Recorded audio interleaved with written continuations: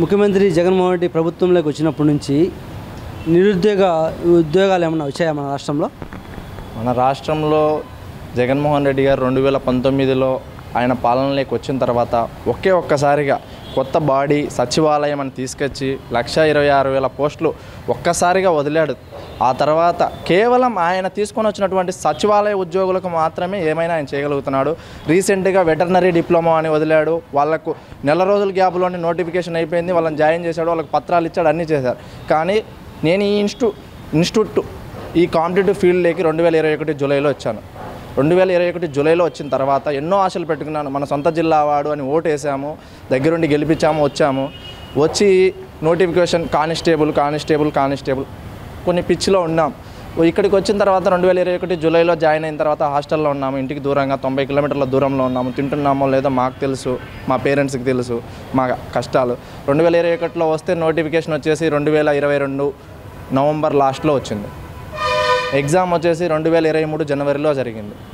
ఇవి ఇప్పుడు 2024 ఫిబ్రవరి నెలకు వచ్చాం. అంటే ఇంచుమించు 2 సంవత్సరంన్నర పైన అవుతుంది. మాకు ఎటువంటి దాని గురించి ఏమీ లేదు. కేవలం మేము ప్రిలిమ్స్ ఎగ్జామ్ రాసి సంవత్సరం అయింది. ఈవెంట్స్ ఇప్పటి వరకు పెట్టలేదు. ఈవెంట్స్ గురించి ఊసేలేదు.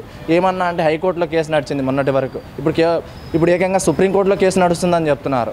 దాని గురించి అడిగే వాడే లేడు. ఏ పార్టీ నాయకుడు కూడా నిరుద్యోగుల గురించి సమస్యలు లేవనెత్తే వాడే లేడు. రీసెంట్గా గ్రూప్ 2 నోటిఫికేషన్, మారిన సిలబస్సు, కొత్త సిలబస్సు, కొత్తగా మిడివల్ హిస్టరీ ఎంటర్ అయింది, ఏన్షియంట్ హిస్టరీ ఎంటర్ అయింది. మ్యాక్సిమం ఒక కానిస్టేబుల్ అభ్యర్థి కానీ ఎస్ఐ అభ్యర్థి కానీ దాని గురించి ఇంత అవగాహన ఉంటుంది. కేవలం ప్రీవియస్ గ్రూప్ 2 నోటిఫికేషన్లో మోడర్న్ హిస్టరీ మాత్రమే ఉండేది వాళ్ళకి. ఇప్పుడు ఏన్షియంట్ మిడివల్ యాడ్ అవ్వడం వల్ల దాన్ని చదవాలంటే మినిమం వాళ్ళకి 4 to 5 months పడుతుంది. చాలా డెప్త్. అలాంటిది నువ్వు 84 days ఇచ్చి నేను ప్రిలిమ్స్ పెట్టేస్తున్నా, నేను ఇంకా దీన్ని మార్చను, ఖచ్చితంగా రాయాలా అంటే 2019 నుంచి గ్రూప్ 2 నోటిఫికేషన్ లేకుండా తీరా ఎలక్షన్ ముందర నోటిఫికేషన్ ఇచ్చి తక్కువ టైంలో నేను పెట్టేస్తా రాయండి. ఎంతవరకు సమంజసం?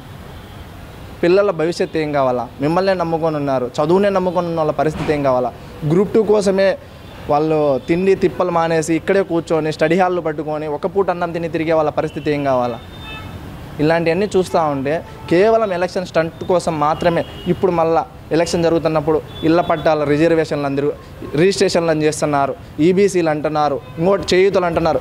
ఎంతసేపు డబ్బులు వేయడమే తప్ప పిల్లలకి ఉపాధి కల్పించింది ఎక్కడ? ఏమైనా కొత్త ఫ్యాక్టరీలను తీసుకొచ్చారా? లేదు. ఏమైనా జాబ్ నోటిఫికేషన్లు ఇచ్చారా? లేదు. ఒక సచివాలయం నోటిఫికేషన్ తప్ప ఈ రాష్ట్రంలో సక్రమంగా జరిగిన నోటిఫికేషన్ ఒకటి చూపించండి. డిఎస్సి అభ్యర్థుల దగ్గరికి వస్తే 23,000 ఖాళీలు ఉన్నాయని అప్పుడు ప్రజా సంకల్ప యాత్రలో జగన్మోహన్ రెడ్డి గారే చెప్పారు. కానీ ఇప్పుడు ఏమైంది? 6,100. అంటే పోస్టులు పెరుగుతున్నాయా తగ్గుతున్నాయా అర్థం కావట్లేదు. ప్రజెంట్ ఆయన సలహాదారులు ఎలాంటి సలహాలు ఇస్తున్నారో అర్థం కావట్లేదు. ఆయన రాష్ట్రాన్ని ఎటువైపుకు తీసుకెళ్లాలనుకుంటున్నాడో అర్థం కావట్లేదు. ఇప్పుడు రీసెంట్గా తమిళనాడులో యూత్ ఖేలో గేమ్స్ జరిగినాయి. మణిపూర్, మిజోరాం లాంటి ఈశాన్య రాష్ట్రాలు మనకన్నా ముందంజలో ఉన్నాయి. అంటే యువత మనం ఎటు సైడ్ వెళ్తున్నాం? అసలు యువతకు ప్రోత్సాహాలు ఏం జరుగుతున్నాయి ఇక్కడ? ఆడుదాం ఆంధ్ర అని విచ్చలవిడిగా ఖర్చులు. అవన్నీ చేయకుండా ఏదైనా ఉపాధి కల్పిస్తే నాకేమైనా పథకాలు అవసరమా? నేనే ఉన్నాను ఫర్ ఎగ్జాంపుల్. నాకు ఒకవేళ ఏదైనా ఉపాధి కల్పిస్తే నా ఇంటికి నేను మా తమ్ముడు ఇద్దరం ఉన్నాము.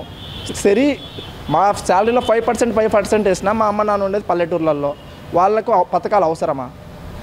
మేమిద్దరం సరి 5% అంటే సరి 4,000 వేసినా కూడా వాళ్ళ ఇంట్లోంచి బయటికి పోకుండా, మా ఇంట్లో ఉండేది 4, మా తమ్ముడు నేను కాక, బయటికి పోకుండా వాళ్ళు ఖర్చు పెట్టుకొని తిన్నా కూడా నెల మొత్తం తిన్నా కూడా 2,000 మిగులుతుంది. ఎందుకంటే పల్లెటూరులో జీవనోపాధి ఉంటుంది, మన నిత్యావసర వస్తువులు మనకు అందుబాటులో ఉంటాయి, అన్నీ తక్కువ ధరలకే వస్తాయి. కానీ అవేమి ఇవ్వకుండా నేను కాపు నేస్తం ఇస్తాను, ఈబీసీ నేస్తం ఇస్తాను, జగనన్న శాదీ తోప, ఆ తోప, తర్వాత విద్యా దీవెన, వసతి దీవెన, తర్వాత చిన్నపిల్లలకు అమ్మ ఒడి, ఇలాంటివన్నీ చేయడం వల్ల లాభం ఏంటి? ప్లస్ నిత్యావసర వస్తువులు కూడా తెచ్చుకోలేని పరిస్థితుల్లో ఏపీ జనాలు ఉన్నారంటే ఈ రాష్ట్రం ఎటువైపు వెళ్తుంది?